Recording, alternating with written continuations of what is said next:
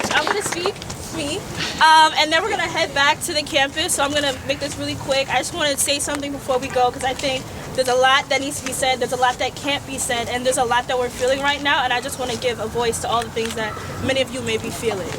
So the message I'm here to deliver is not nice, it's not kind, it doesn't feel good, and it isn't sweet, but it is real. So I ask you guys for the permission to be real with you. Do I have the permission to be real with y'all for just a minute? With the recent events, I've been hearing a lot of, if I can make it, you can too. And this isn't about race. And if you just work hard and do what you're supposed to, you'll make it. Now, this didactic approach to the issues of social injustice is not unfamiliar to us. Black people and people of color at large have long heard the phrase, pull yourself up by your bootstraps. But this does not take account to the fact that we may not be able to afford boots. And it suggests the fact that some of us only are barred from success because we're not working hard enough. I'm going to use an I statement here and say that I've never met anyone more hardworking than black people, and that is my own experience. But why is this an issue of discussion? Why is success being quantified as a simple linear equation? Hard work plus motivation equals success? Why do we not consider the other factors like race, gender, class that affect this so-called path? Michael Brown's mother did everything she could for her son. Together they worked hard tirelessly so that he could have the opportunity to attend college where previously there was none. But in a matter of few minutes, that did not matter. It didn't matter that he studied. It didn't matter that he applied. It didn't matter that he did the work. In a matter of seconds, he was nothing more than a black body. See, my problem is that you're telling me that as long as I try hard, I'll make it. But do you honestly believe that Officer Wilson stopped and asked Michael Brown, did you work hard enough to earn your right to live? Please let me know. Okay. Before he shot him in the face, hard work is not measuring quality. The amount of work that you put in for your success does not measure your right to live. Whether or not you are working hard enough to go to college does not give you the right to decide whether or not I have the right to stand here today. That is none of your business and not your concern. In those 2 minutes, Michael Brown was to this officer as an object is to the ground, as a piece of trash is to a garbage can. The war on youth right now is at an all-time high.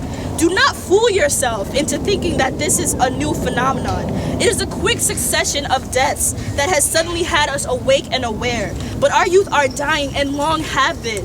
They are committing suicide. They're being targeted by predators. They're killing each other. They're dying emotionally from what they see all around them, from the cases that are not being brought to trial. They're giving up on themselves. What kind of future are we creating where even children do not have the motivation to wake up and live another day? What kind of America are we living behind? I truly do not live a day where I do not think about the fact that my community is being decreased every single day before its time. Why bother trying when people can even do the right things and still be killed unjustly? If so much so that all these children watching this are willing to end their lives, black and brown bodies have not only been objectified, but they have been cast off as expendable.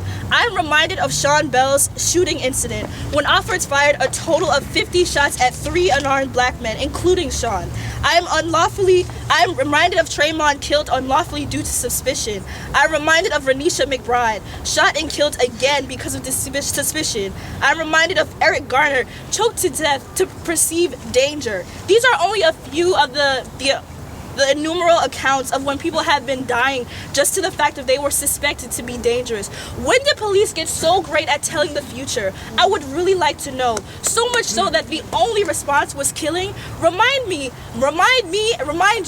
everyone here that these people were never apprehended but killed. The only option for them was to kill these people before they even had any suspect of possible cause. When did they gain the ability to see a few minutes into the future, so much so that a threat was inevitable? To the point where murder was the only feasible option?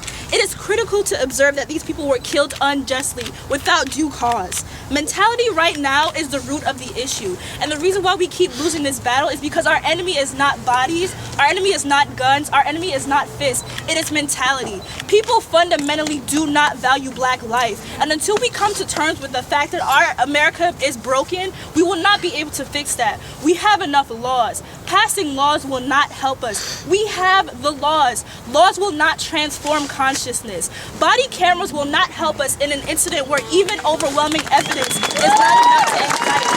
You want to tell me that if we have body cameras, suddenly everything will be okay. As long as we have good manners, we wouldn't have these problems. So you want to tell me that if I just keep my head down and keep still, that no one's going to approach me for no reason? I'm from Brooklyn, New York City. My father has been stopped and frisked 3 times, literally for driving on his way to church. So you tell me how good manners factors a role into this position, because I'm not seeing how good manners should justify whether or not I should be killed. So let's not be confused and say that there's a blanket solution to this problem.